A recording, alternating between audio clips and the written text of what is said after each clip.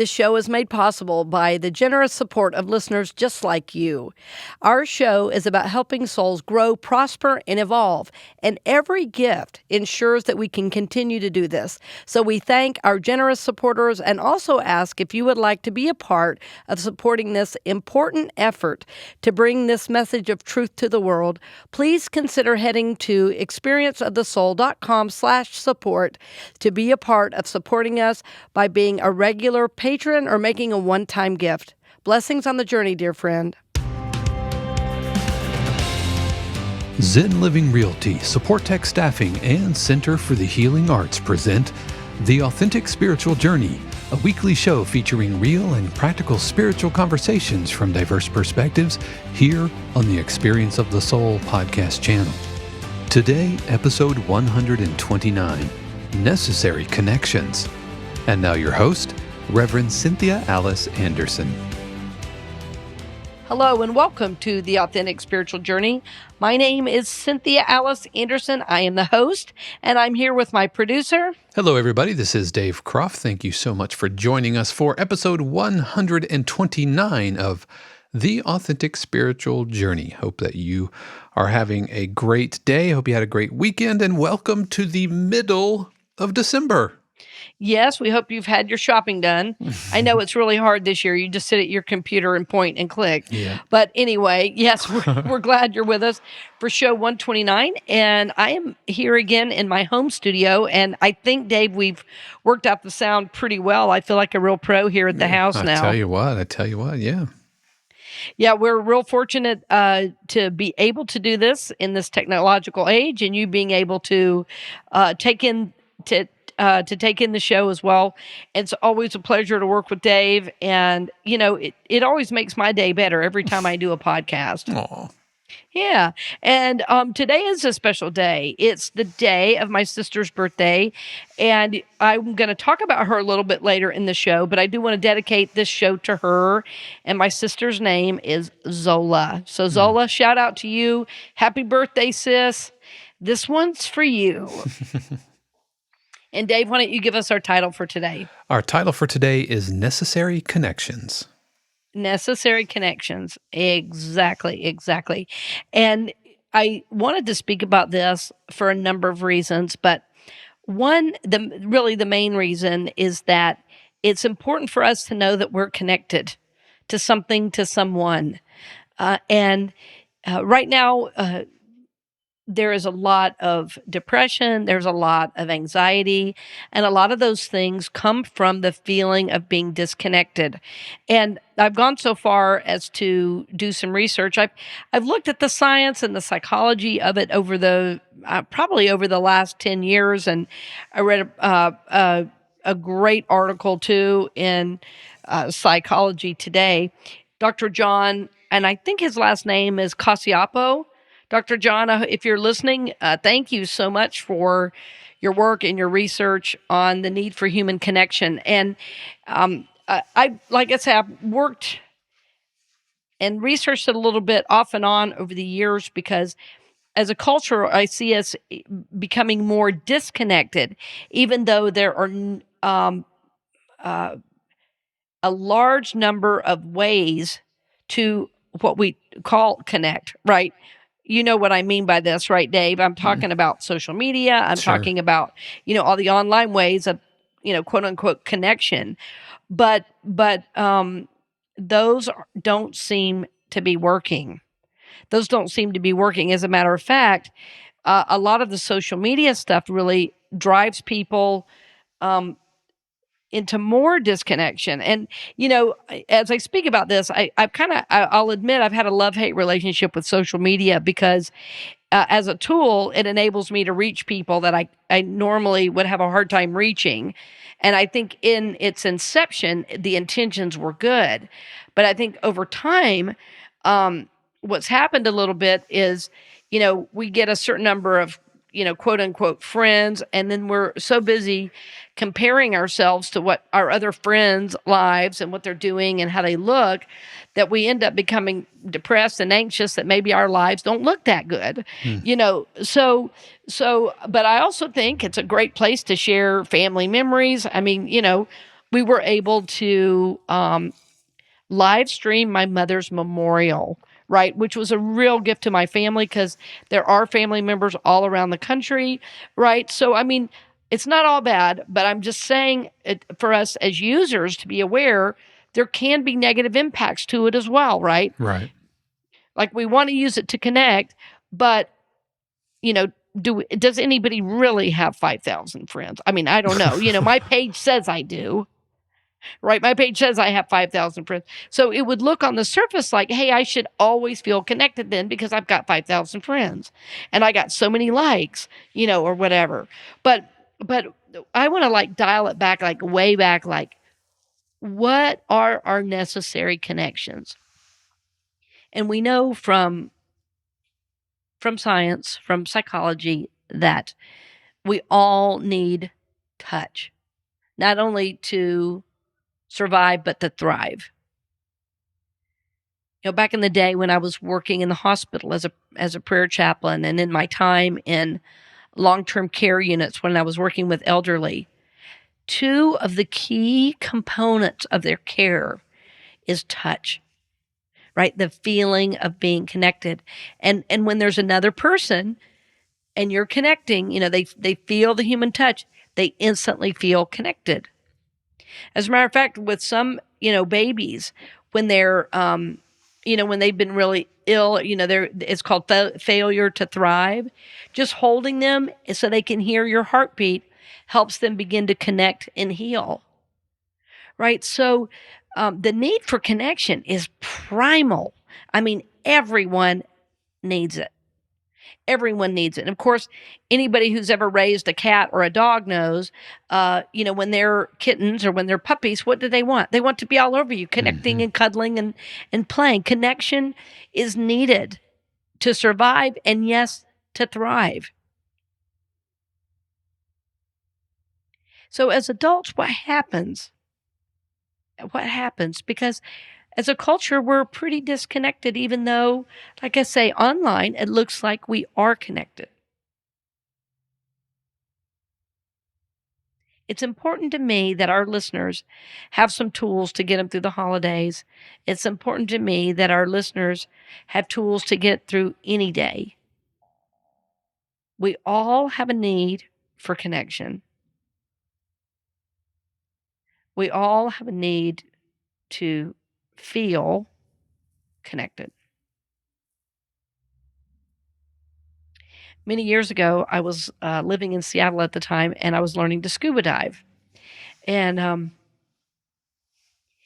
of course, I was the only female in my class. I'm not sure what it is. Everything I decide to do, I'm the only female. But it was really great because I had great instructors, great classmates. And I remember on the first night, we had to choose who our buddy would be because in scuba diving, you never go alone. It's really unsafe to go diving alone, right? Because if something were to happen, there you'd be alone under the water, with no help or support. So one of the key things you learn is about having and being a buddy. Well, so that first night I looked around the room and I said, I'm going to get the biggest guy here. So there was this guy sitting over there. His head was shaved and he was just, the guy was so buffed out. I mean, the words bulked up don't begin to describe the muscles on this man. So I said, I pick him. I picked this guy. So anyway, so we did some practice sessions or whatever, and then we finally did our dives. Yeah, it's a part of the training. And so I was very nervous. And because we were living in Seattle, it was, the water was 52 degrees. So it's like, why of all the places that I've lived did I have to learn in Seattle where the water's 52 degrees? But anyway, they take you out in the middle of Puget Sound and the water is black because the sky has virtually no sun because it rains so much at the time in Seattle. So, I mean, the sky was black, which meant, it was gray, which meant the water looked black. And then there was this rope going down into the depths of the ocean. So anyway, I was pretty nervous. And as we were down there, something happened. There was part of the test where you had to take out what's called your regulator. That's the thing you breathe through so you can breathe underwater and put it back in. Well, as I was putting it back in, I sucked in air. So of course I started choking right away. And my instructor came, grabbed my regulator, and shoved it in my mouth, and then took my hand and gave it to my buddy. And as soon as I touched his hand with that regulator in my mouth, I could breathe. It was like, I'm going to be okay. But it wasn't until I touched the hand of my buddy. Right? That's how necessary connection is. Like, I went from the feeling of I'm going to drown to I'm going to be okay. And all it was this big hand grabbing my hand. That was it. That was it.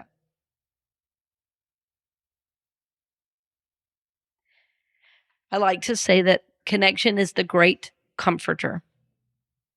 Connection is the great comforter. When we feel connected, we feel loved, we feel valued, we feel worthy, we feel loved and lovable. We feel happy when we feel connected.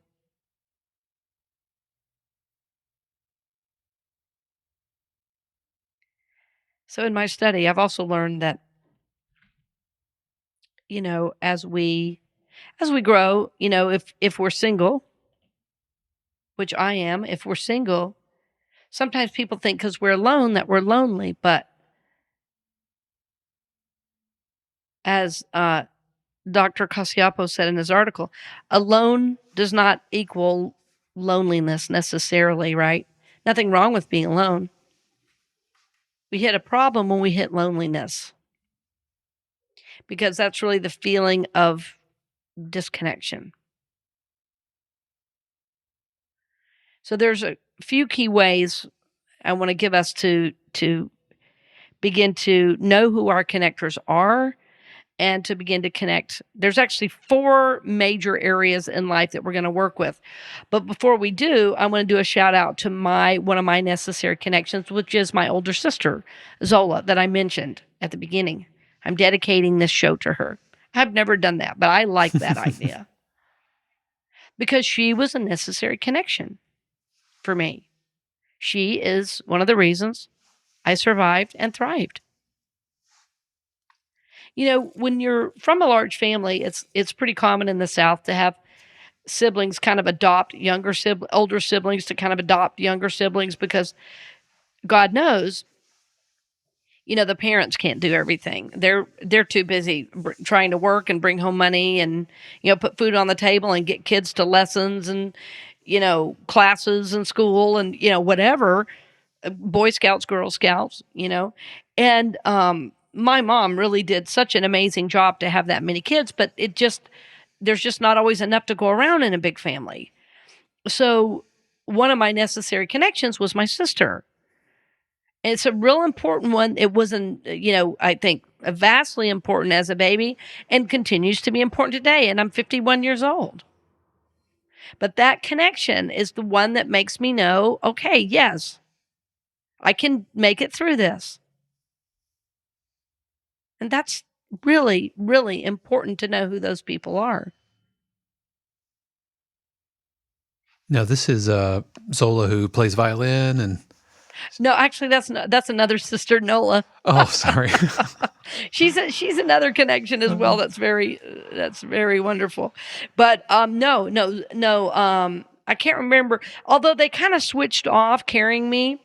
And the interesting thing about today, and the reason I dedicated this show to Zola, is because today is her birthday.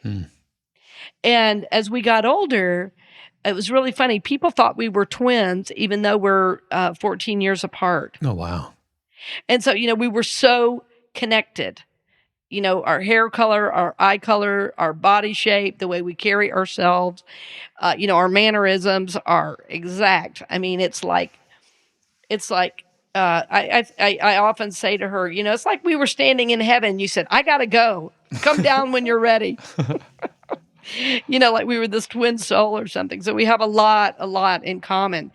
And so yes, Zola is 14 years older than me, and she's the 3rd child of my mom's, and I'm the last child. I'm the Yeah, I'm the last child, the seventh.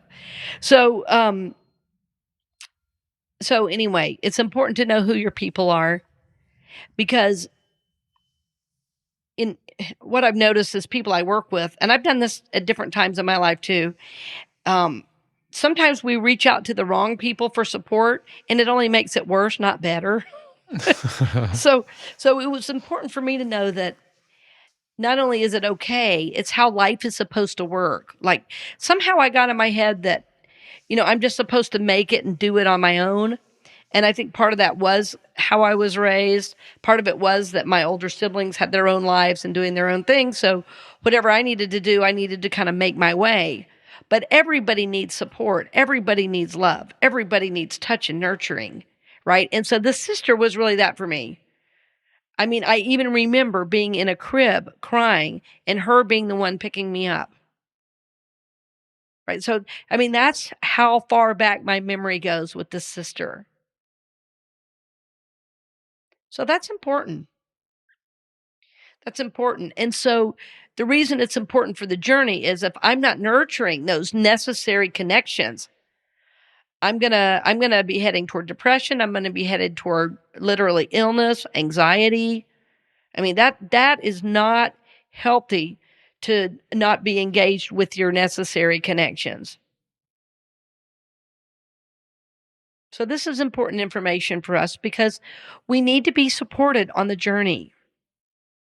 We need to be supported on the journey, and connection is the great comforter. So my question for you to think about is, who are your people? And how I think about it as an adult now is that I have a list of about 10. Well, I would say if you're making your list, make a list of 5. What are 5 people that you could call anytime, day or night, and they would answer the phone? That no matter what you needed, they would be there for you. Make a list of those people. And part of the process in setting up the support team for yourself will be calling each one and asking them if they will be on your team. Calling each one and asking them if they will be on your team.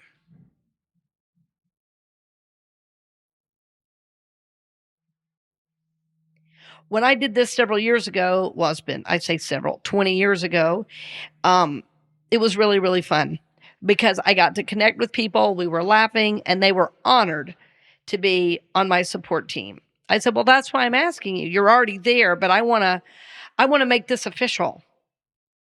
I want to make this official that you're my support team. So that if I'm having a down day, I want to be able to look at those names and go, I can call them at any time. And I do. So some of those connections, one is from childhood. And the others are my adult, connections, my friendships, those people that I've invested time and energy, in our relationships, those closer personal relationships. That's who my support team is. And I feel so lifted up, so at peace, so connected, just knowing that they're there. So it's a real simple thing, but wow, does it give me peace to know I have a support team. No matter what is going on in my life, there are people I can call and they will be there for me.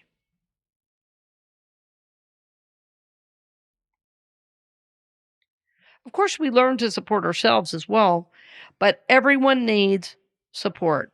Everyone needs love. Everyone needs touch. Everyone needs to know and feel connected.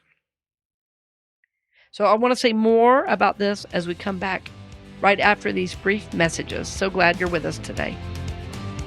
We'll return to the program in just a few moments, but first, we wanted to give a special word of thanks to our podcast partner, Zen Living Realty. Zen Living Realty's mission is to mindfully serve, connect, and positively impact their customers, partners, and community through their Zen approach to real estate. Their vision is to be the most trusted real estate brokerage in the Central Florida area.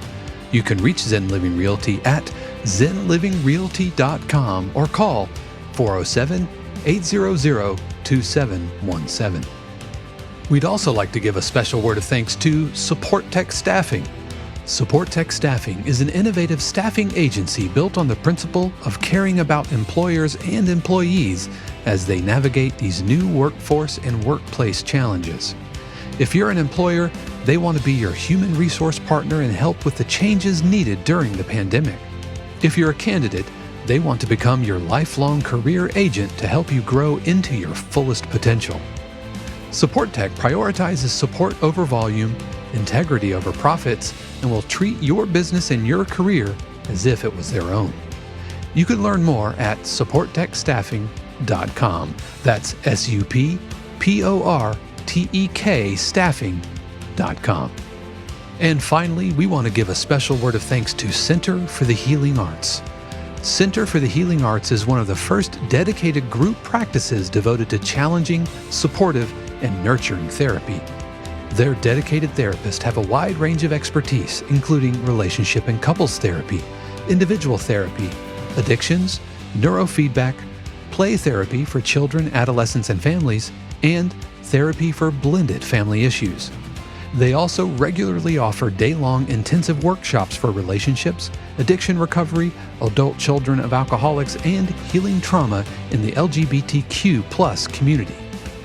For more information, head over to centerforthehealingarts.com or call 407-657-8555, extension 1. We now return you to this week's episode of The Authentic Spiritual Journey with your host, Reverend Cynthia Alice Anderson. Welcome back. We're glad you're with us. And again, so happy and proud to have our new sponsor on board. And we are so excited for the holiday season this year. And, I have to say, I wanted to get in on the gift certificate thing. So somebody asked me about buying one. I don't think I would have thought of it on my own, but what a cool gift to give somebody, the gift of growth, prosperity, and evolution. And you can buy a gift certificate now on my website. Woohoo! So if you have a friend or a loved one that you'd like to see, be able to have the gift, who might not be able to afford it on their own, or just might be able to, enjoy and benefit from some of the classes, we made those gift certificates available. So we're real happy to be offering that on the website. So that's very cool. Yeah, we'll have links to that in our show notes. So be sure to click on the episode for today, episode 129 for December 14th, 2020. Yeah, check out all the offerings. I'm also doing a free meditation. I like to do a gift. I usually do several free workshops, throughout the year. And it's been a while. And I thought, how fun would it be at Christmas just to do a free meditation for the holidays? So that's going to be next Monday night. There's going to be a free meditation, although you do have to sign up for it. So that way I can really appropriately prepare for who's coming. So I am happy to be bringing that to you as a gift for the holiday season as well. It's always my pleasure and honor to be able to give. So welcome back to the topic as well on connection. And, connection is so powerful. And I hope you thought over the break maybe about who you might ask to be on your support team. And part of the work that you do when you are when you choose those people, again, please don't text them and ask them. Please do like a real conversation, even if you think you don't have time. If you don't have time for one of your key support people, you're not living right. You're not living right. There's always time for your key support people. And the other thing I wanted to mention, I know I said in the first half, there's 4 major areas when thinking about connection to really consider. And I want to talk about them today and also refer a little bit to one of my books. My book, Prosperity for You, is a book I wrote several years ago as an answer to a question about how do we work through prosperity as a spiritual community. And I noticed over the years, I'd taken a lot of prosperity courses, and I really love to practice and to teach prosperity. I love to tithe. I love to forgive. I love to set goals, all those things that bring prosperity into your life. But I noticed that the thing that made me feel the most prosperous was not money, but it was my important relationships. All right, my closest relationships. And so as I was writing this book, I thought, you know what? I have an opportunity. I can actually change the story we're telling about prosperity, and I want to talk about connection, because in every course I ever did on prosperity, I have ever done on prosperity, I ask this question: what is your greatest prosperity? And the number one answer, actually the only first answer I get, is family and those I love. Those are the top two. Not one person says my bank account. Not one person says where I work. Not one person says how much I make or what the stock market is doing. They all say in these words, either my family or people I love. Right. So that is the truest prosperity. So what I've learned, though, is that it's not just the people you love. So the four major areas are a connection to others, connection to God, connection to self, and then connection to the earth. And each of those has a very special and specific gift to give us. Connection to others, the first connection we know is through our mom, because we are in the womb. Even if it's just a birth mom, we're in the room. Even if they're not our mom throughout life, still, that's our first connection, is in the womb. So our first connection is to others. I've done a lot of research too on this, and I was part of a study, I don't know, 15 years ago or so, 20 years ago. And I was taking some courses. Actually, it might have been 25 years ago. I'm getting old.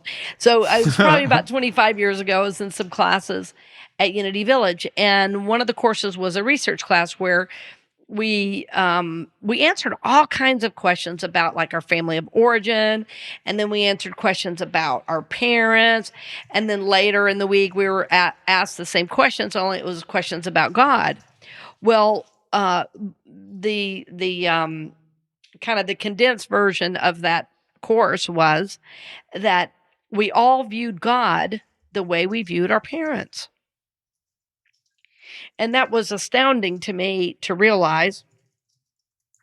Not like kind of, but for most of us, it was like a word for word exactly the same. And I think because we were all so unconscious that that's where they were headed in the class, we just wrote down, the first things that came to our minds when we were talking about how we viewed God. But like the words were exactly the same. So, spiritually, I'm sure somebody is out there saying, well, you should have put God first. Well, maybe, but we first know God through our parents. Right? So that's why God is second. I think, though, as we get older, as we age, this need for connection is what leads us to God, because there's this constant yearning, I think, until we have some kind of spiritual connection that we always feel. And then when we get that yearning diminishes a great deal, because the yearning is ultimately for God, although we still need human connections. With that God connection, boy, that can get us through a lot. So as we age and as we mature on the journey, what we really seek ultimately is a God connection. And I think others are second on the list. But when we're a baby, when we're developing and growing, our parents are God. They give us food when we need it. They, take care of all of our needs. So, but those are the areas: connection with others, connection to God, connection to self, connection to earth. We talked so much, on the show about the spiritual journey and about our connection to God, but I can't overstate the importance of the daily work in knowing God. I'm in a brand new practice right now, and I had no idea I would be in a brand new practice at this stage in my journey, but I was just really guided a new direction.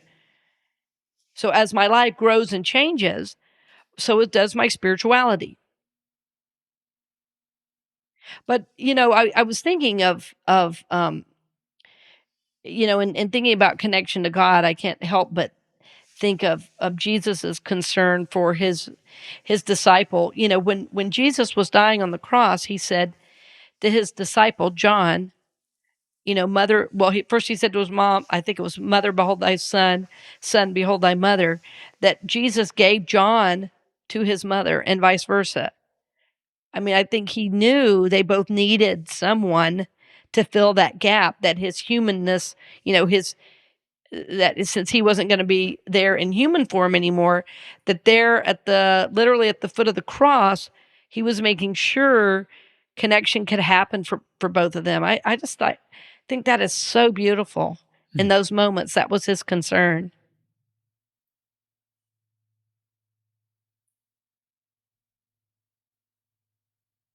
The Bible is full of scriptures that say, love one another as I have loved you. We're all part of one body. So, the scriptures are so clear that to be holy, to be sacred, to be spiritual is to be connected. I mean, the scriptures even say, wherever two or more are gathered, there I am in the midst of them. Right? So every connection that we have has the potential to be holy. Every connection we have has the potential to be holy. I think as we grow and develop, the connection to self changes. I think the connection to, who we are changes, and I think the scripture that says, you shall love your neighbor as yourself. It makes me say, well, okay, that means I'm supposed to love myself, right? And I think that the number one thing that people deal with, and I've noticed this in my ministry and in my one-on-one sessions throughout the years, the number one issue people have is not their belief in God. It's not even their financial status, even though they think that's an issue. The number one issue is people do not believe they're lovable. So as you believe you are lovable, as you honor who you are, well, then that creates a connection with yourself. Oftentimes, forgiveness work, deep soul searching, often therapeutic work, whether it's with a licensed therapist or counselor, needs to be done, because the old messages of not being lovable are always there, right? So connection to self comes when we can finally admit that we're lovable. There was this book years ago. I've mentioned it several times on the show from time to time. It's called Learning to Love Yourself. And Dave, yeah, I'll have a link to it. Yeah, Gay Hendricks. And it's a great, great book, because no matter the thoughts we think, the book takes us back to the idea.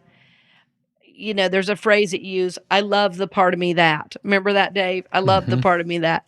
And so, and early on in my journey, I literally just had to say the words, I am lovable, because I didn't have that book then. I was literally just saying, I am lovable, because I didn't feel lovable. For whatever reason, I did not feel lovable. I should have done it better, got it right. I done it wrong. I'm not good enough. And so the idea that just having those thoughts, I am lovable, was really miraculous. That was a huge change in how I felt. It was a huge change in the way I experienced life. Tremendous, tremendous change in how I experienced life. To just say to myself on a daily basis, I am lovable. To even look in the mirror and say, I am lovable.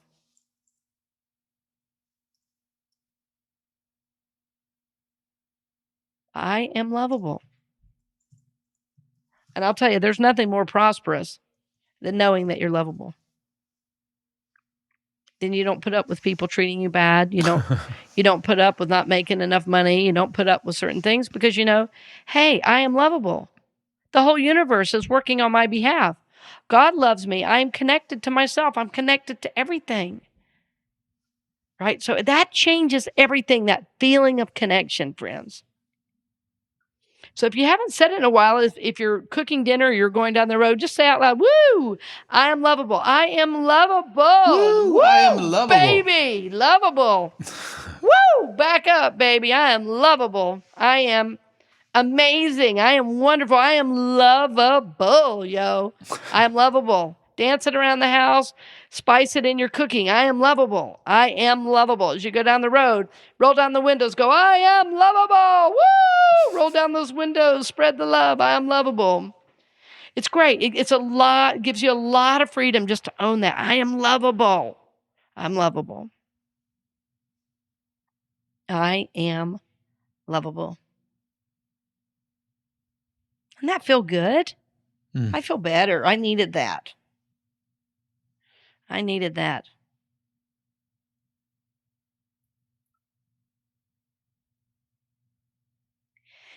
The final connection I want to speak a little bit about today is connection with the earth. And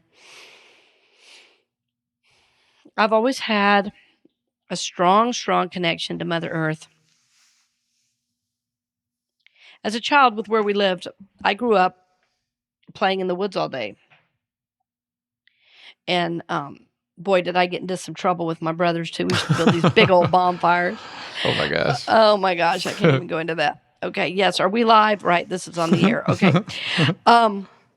But my connection to the earth was so powerful. You know, our home was really nestled in the woods, and we always owned some land, so that there was always areas where I could just go explore on my own. And I would, you know, go to the creek and look for crawdads and turn over stones and lay out on the big rock and kind of just talk to God and meditate. Of course, I didn't know it was meditating then. I was just listening and then talking to God and then listening some more.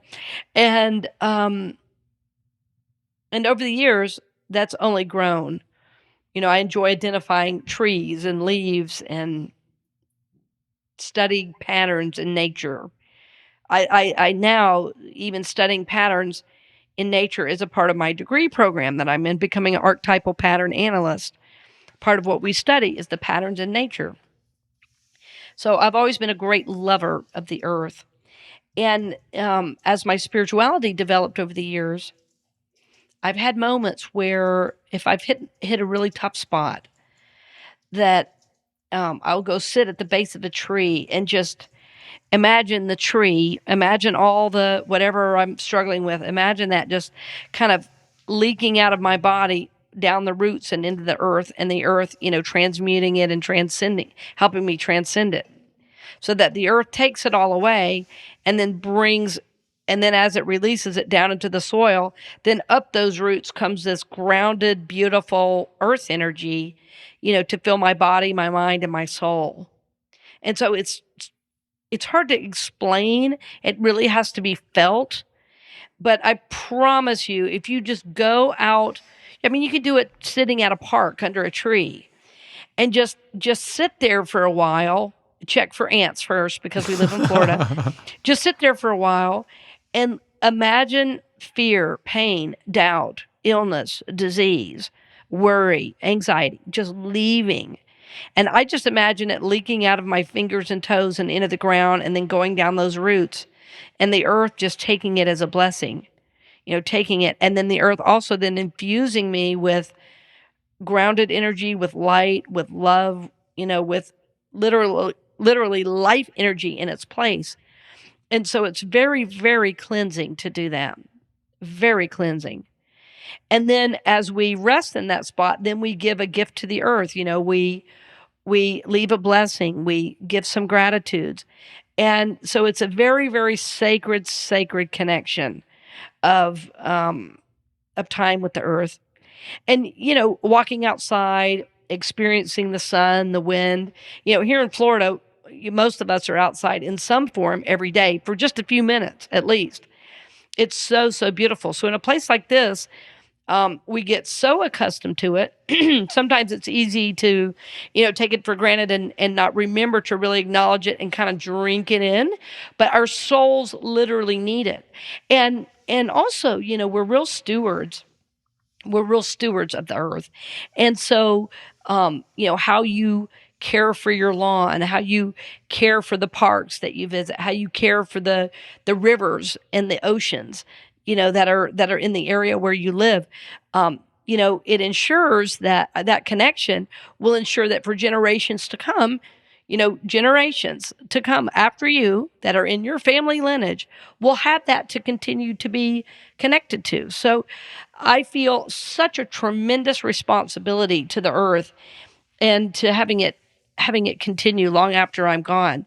So it's a great, great way for us to feel connected to everything, to spend time in nature, time outside, and then again, even just spending time at the base of a tree or going to the ocean and giving a blessing, listening to see if the ocean has anything to say to you.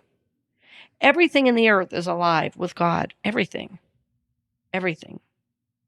From the tiniest ant to the butterfly, to the eagle that flies overhead, to the fish in the rivers, the lakes, and the oceans. Everything. Everything is God. Everything is life.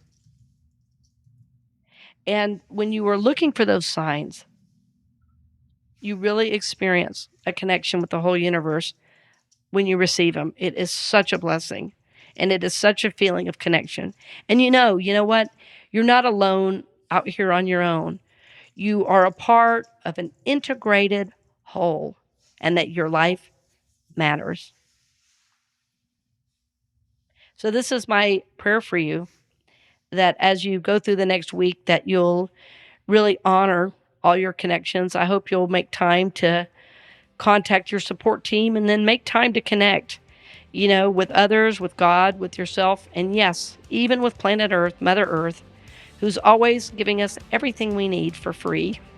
So I bless you on the journey, dear friend. I'm going to keep lifting you up as always for God's highest and best in your life. We hope you've enjoyed this episode of The Authentic Spiritual Journey presented by Zen Living Realty, Supportek Staffing, and Center for the Healing Arts. This channel is also made possible through the continued support of our angel patrons, Aggie Payton, Anna Evans, Arlene Meyer, Diana Cox, Jennifer DeVivo, Leslie Williams, Nora Miles, Sean Kilgore, Susanna Garcia, and Taryn Tucker, along with our additional partner patron, Unity of Nashville. If you would like to support the channel as a patron on an ongoing basis or through a one-time gift, head over to experienceofthesoul.com/support. The Authentic Spiritual Journey is copyright 2020 Cynthia Alice Anderson, all rights reserved. Our theme music is composed by Dave Croft and used with permission from RR Hot Publishing. The Experience of the Soul podcast channel is a production of 818 Studios.